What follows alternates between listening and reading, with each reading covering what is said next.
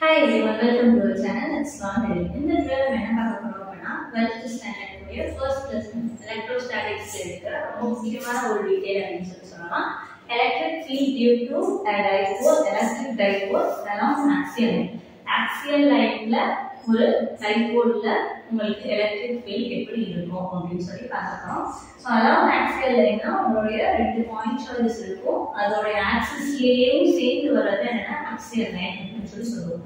Next electric ஃபீல்ட்ல நம்ம characteristics தெரியும். ஒரு பாயிண்ட சுத்தி பாயிண்ட் சார்ஜ சுத்தி எவ்வளவு தூரத்துக்கு உங்களுக்கு அந்த ஃபீல்ட் இருக்கும். ஒரு இமேஜினரி இதுதான். இந்த பாயிண்ட் சார்ஜோட எஃபெக்ட் எவ்வளவு டிஸ்டன்ஸ்க்கு இருக்கு அப்படிங்கறத பொறுத்து தான் எலக்ட்ரிக் ஃபீல்ட் வந்து நம்ம சொல்லுவோம். ஓகேவா? சோ எலக்ட்ரிக் ஃபீல்ட் சொல்லிட்டீங்க. Force by unit point charge. ஒரு பாயிண்ட் சார்ஜ்ல இருந்து வர ஃபோர்ஸ் இல்ல அந்த வச்சு சொல்லிருக்கோம். ஓகேவா? So I = F by Q அப்படினு சொல்லி படிச்சிருக்கீங்க. நெக்ஸ்ட் வந்து என்னன்னா எலக்ட்ரிக் டைபோல் அப்படினா நீங்க புதுசா பார்த்திருப்பீங்க. லோயர் கிளாஸ்லாம் இத கேட்க மாட்டீங்க. சோ டைபோல் அப்படினா ரெண்டு பாயிண்ட் சார்ஜஸ் ஒரு certain டிஸ்டன்ஸ்ல தள்ளி வச்சிருக்கிறது. ஓகேவா? அந்த பாயிண்ட் சார்ஜஸ் உடைய மேக்னிட்யூட் சேமா இருக்கணும். பட் டைரக்ஷன் வேற டைரக்ஷனா இருக்கும். ஓகேவா? Two equal and opposite charges separated by a small distance constitute a couple அப்படினு சொல்லி ஸ்டேட்மென்ட் படிச்சிருப்பீங்க. ரெண்டு பாயிண்ட் சார்ஜஸ் ஈக்குவலா இருக்கணும், ஆப்போசிட்டா இருக்கணும். +q -2 ஒரு certain டிஸ்டன்ஸ்ல தள்ளி வச்சிருக்கோம். இங்க பாத்தீங்கன்னா தெரியும். -q + 2 இதுதான் உங்களுடைய டைபோல். ஒரு certain டிஸ்டன்ஸ்ல ரெண்டையும் தள்ளி வச்சிருக்கோம். அதோட சென்டர் பாயிண்ட் origin 1 எடுத்துப்போம். origin ல இருந்து -2 ஏழு டிஸ்டன்ஸ்லயும் +q ஏழு டிஸ்டன்ஸ்லயும் இருக்கு. ஓகேவா? ரெண்டு ஈக்குவல் டிஸ்டன்ஸா இருக்கணும். நெக்ஸ்ட் என்ன அப்படினா இப்போ நாங்க C அப்படிங்கற பாயிண்ட்ல இந்த டைபோல்னால கிரியேட் ஆகிற எலக்ட்ரிக் ஃபீல்ட் எப்படி இருக்கு அப்படினு சொல்லி கண்டுபிடிப்போம். அப்போ எலக்ட்ரிக் ஃபீல்ட் இந்த +q னாலே வந்திருக்கும், -q னாலே வந்திருக்கும். -q னால வருது away from the point at ஆகும்னு சொல்லி நீங்க ஆல்ரெடி படிச்சிருப்பீங்க. சோ C ன்றதுல இருந்து ஆப்போசிட் டைரக்ஷன்ல போறோம். இது -q உடைய -q உடைய electric field. So E - vector போடுறோம். அதே +q னால வர எலக்ட்ரிக் ஃபீல்ட் E+ உங்களுடைய பாயிண்ட் சார்ஜ்ல இருந்து வெளியே போற மாதிரி போடணும். எந்த பாயிண்ட்ல நீங்க பாக்குறீங்களோ அதுல இருந்து வெளியே போற மாதிரி போடணும். அதுவும் இல்லாம இதுல உங்களுடைய +q உடைய எஃபெக்ட் தான் அதிகமா ரொம்ப ஸ்ட்ராங்கா இருக்கு எலக்ட்ரிக் ஃபீல்ட்னு சொல்லிருப்பாங்க. அதனால அந்த லெந்த் நீளமா போடணும். ஓகேவா? சோ இந்த லெந்த் நீளமா இருக்கணும். இது கொஞ்சம் குட்டியா இருக்கணும். ஓகேவா? சோ அப்போ உங்களுடைய மிட் பாயிண்ட்ல இருந்து டைபோலோட சென்டர்ல இருந்து the C distance R டிஸ்டன்ஸ்ல இருக்கு C பாயிண்ட். அப்போ இந்த லெந்த் R னா இந்த குட்டி லெந்த் A. அப்போ டோட்டலா இங்க இருந்து இங்க போனா எவ்வளவு லெந்த் இருக்கும்? A + R. ஓகேவா? சோ அது வந்து டோட்டல் லெந்த். அதே இது +q ல இருந்து C ல பாருங்க. இதுல இருந்து இது வரைக்கும் இருக்கிறது R. இந்த சின்ன பார்ட் A. அப்ப இந்த ரிமைனிங் என்ன பண்ணுங்க? R - A போடுவேன். சோ இந்த டிஸ்டன்ஸ் எல்லாத்தையும் நீங்க மெஷர் பண்ணி எழுதியாச்சு. இந்த டயகிராம் போடணும். ஃபர்ஸ்ட் டிஸ்கிரிப்ஷன்ல +q - q ங்கறது நம்மளோட பாயிண்ட் சார்ஜ். அதுதான் டைபோல் மாதிரி ஆக்ட் ஆக போகுது. அதோட electric field E+ and E- உடைய வந்து ரொம்ப ஸ்ட்ராங்கா இருக்கு அப்படிங்கறத எழுதிடணும். எழுதினதுக்கு அப்புறம் உங்களோட எலக்ட்ரிக் ஃபீல்டுக்கு வரும். சோ எலக்ட்ரிக் ஃபீல்டோட வேல்யூ தியரிட்டிக்கலா கொடுக்கணும். சோ அப்ப E+ வெக்டார் என்னது 1/4πε0. அதோட டிஸ்டன்ஸ் வேல்யூ என்னது +ன்றது R - A டிஸ்டன்ஸ்ல இருக்கு. அப்ப q/r² தான் உங்களோட ஜெனரல் ஃபார்முலா. R இருக்கிறதுல R - A² போட்டாச்சு. ஆனா என்ன டைரக்ஷன்ல BC டைரக்ஷன்ல இருக்கு. சோ அந்த டைரக்ஷன் எல்லாத்தையும் இண்டிகேட் பண்றது யூனிட் வெக்டார் போடுவோம். இங்க டைபோல் மொமெண்ட் தான் அவரோட யூனிட் வெக்டார். சோ அது போட்டாச்சு. சோ டைபோல் மொமெண்ட்னா உங்களுடைய ரெண்டு சார்ஜஸ் உடைய மேக்னிட்யூட் இன்டு அதுக்குள்ள இருக்க டிஸ்டன்ஸ். சோ அதுதான். ஓகேவா? சோ அதை யூனிட் வெக்டாரா போட்டாச்சு. இதே மாதிரி E- மைனஸ் சார்ஜ்னால வருது எலக்ட்ரிக் ஃபீல்ட் மைனஸ் எக்ஸ்ட்ராவா போடுவோம். ஏன்னா இது positive charge. So positive, negative charge இங்க நெகட்டிவ் சைன் போடுறோம். -1/4πε0 q/r+a² t.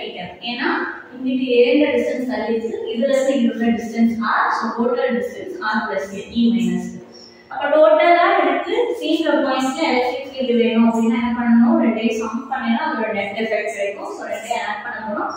பட் இங்க நெகட்டிவ் சைன் இருக்கிறதால சென்டர்ல நெகட்டிவ் சைன் வரும்.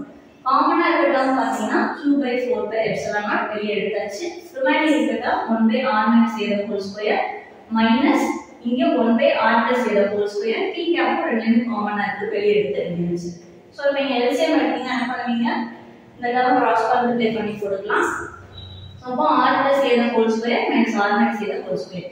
இது ஏன் இப்படி கிராஸ் மல்டிப்ளை பண்ணணும் உங்களுக்கு புரிஞ்சுக்கும்னு நினைக்கிறேன். ஏன்னா r - a the whole square term தான் இருக்கு, r + a the whole square term இங்கே இல்லை எல்சிஎம் எடுக்கும்போது. அதனால இங்கே நான் டேர்ம் போட்டுக்கிறேன். இங்கே r - a the whole square term இல்லை. ஸோ மேலே இங்கே போடும்போது இங்கே வந்து r - a the whole square உங்களுக்கு கிடைச்சிருக்கும். ஓகேவா? ஸோ கிராஸ் மல்டிப்ளை பண்ணதுக்கு அப்புறம் இந்த ஸ்டெப் உங்களுக்கு இருக்கும். r + a the whole square minus r - a the whole square by r square minus a square the whole square. ஏன்னா இந்த ஸ்டெப் பார்த்தீங்கன்னா a + b × a - b ஃபார்மட்ல இருக்கு. எக்ஸ்ட்ராவா நான் ஸ்கொயர் கான்ஸ்டன்ட் மேலே காமன் எடுத்துக்கோங்க. அப்போ r square minus a square தான் அது கொடுக்கலாம்.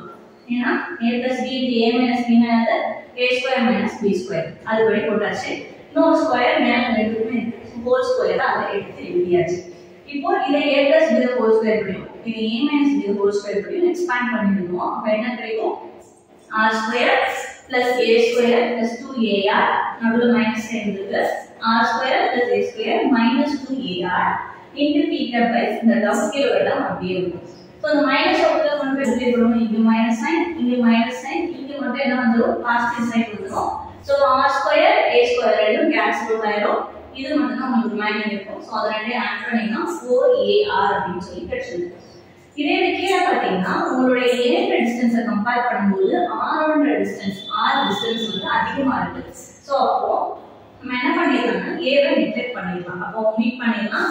அப்போ r square the whole square கிடைச்சிருக்கும். அப்போ r பவர் 4 ன்னு போடலாம். மேல ஆல்ரெடி ஒரு r இருக்கு, கேன்சல் ஆச்சுன்னா r³ அப்படின்னு வரும். ஓகேவா? சோ அது போக உங்களுக்கு இங்க யூனிட் வெக்டர் இருக்கு. யூனிட் வெக்டர் வச்சு நம்ம எழுத முடியாது, நார்மல் வெக்டருக்கு அதை கன்வெர்ட் பண்ணி எழுதணும். சோ அப்போ நமக்கு ஆல்ரெடி என்ன தெரியும், டைபோல் மொமெண்ட்னா ரெண்டோட மேக்னிட்யூட் இன்டு வரக்கூடிய டிஸ்டன்ஸ். அப்போ 2aq p கேப்னா உங்களுடைய p வெக்டர்னு கொடுக்கலாம். சோ அப்போ இந்த 4 2 × 2 ன்னு எழுதலாம். சோ 2aq p கேப் மூணையும் சேர்த்து p வெக்டர்னு சொல்லி மாத்தியாச்சு. ஓகேவா? சோ அப்போ அடுத்த ஸ்டெப்ல p வெக்டர் மாத்தியாச்சு, எக்ஸ்ட்ரா ஒரு 2 ரிமைனிங் இருக்கும். அப்ப எலக்ட்ரிக் ஃபீல்ட் டோட்டலா c ன்ற பாயிண்ட்ல ஆக்ட் ஆகுதுங்கிறது 1/4π epsilon 2p vector by r³. இதுதான் உங்களுடைய c ன்ற பாயிண்ட்ல அந்த +q -q அப்படிங்கற டைபோல்னால கிடைக்கிற எலக்ட்ரிக் ஃபீல்டோட வேல்யூ. சோ இத என்ன பண்ணிருக்கோம், +q -q ரெண்டு பாயிண்ட் சார்ஜ் எடுத்தாச்சு, ஒரு சர்டன் டிஸ்டன்ஸ்ல தள்ளி வச்சிட்டோம். அதுதான் உங்களோட டைபோல்னு சொல்றோம். டைபோல்ல இருந்து c ன்ற பாயிண்ட் கன்சிடர் பண்ணிருக்கோம். அந்த c ன்ற பாயிண்ட் உங்க டைபோலோட ஆரிஜின்ல இருந்து r ன்ற டிஸ்டன்ஸ்ல இருக்கு. அப்ப +q க்கும் -q க்கும் எவ்வளவு டிஸ்டன்ஸ்ல இருக்குன்னு கால்குலேட் பண்ணிக்கோங்க. டயகிராம் போட்டு டிஸ்கிரிப்ஷன் எழுதிட்டு electric field constitute +q and -q. -q மட்டும் எக்ஸ்ட்ரா மைனஸ் சைன் போடுவீங்க. ரெண்டையும் ஆட் பண்ணனும். ஆட் பண்ணும்போது எல்சிஎம் எடுத்து சால்வ் பண்ணீங்க அப்படினா இந்த ஈக்குவேஷன் வந்து நிக்கும். இதுல p கேப் அப்படிங்கற யூனிட் வெக்டர் மென்ஷன் பண்ணும். அத வெக்டரா கன்வெர்ட் பண்ணனும். அப்போ இதுல 2aq p gap p vector மாத்தி ஃபைனலா எலக்ட்ரிக் ஃபீல்டோட வேல்யூ நமக்கு வந்துரும். இதுதான் c ன்ற பாயிண்ட்ல நமக்கு கிடைக்கிற எலக்ட்ரிக் ஃபீல்டோட வேல்யூ.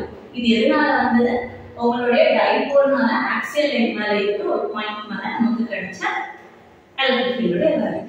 சோ இந்த क्वेश्चनல என்ன டவுட் இருந்தா கேளுங்க. ரொம்ப இம்பார்ட்டன்டான क्वेश्चन. டயகிராம் வச்சு நீங்க எழுதி பழகுங்க அப்படினா ஈக்குவேஷன்ஸ் மனப்பாடம் பண்ண வேண்டியது இருக்காது. திரும்ப எழுதும்போது உங்களுக்கு அதுவே மெமரைஸ் ஆயிடும். சோ மறக்காம கண்டிப்பா எழுதி பாருங்க. எழுத சோம்பேறித்தனப்பட்டீங்கன்னா ரொம்ப கஷ்டம், மறந்து போயிடும். ஓகேவா? சோ இதுல ஏதாவது இருக்குங்க. Thank you.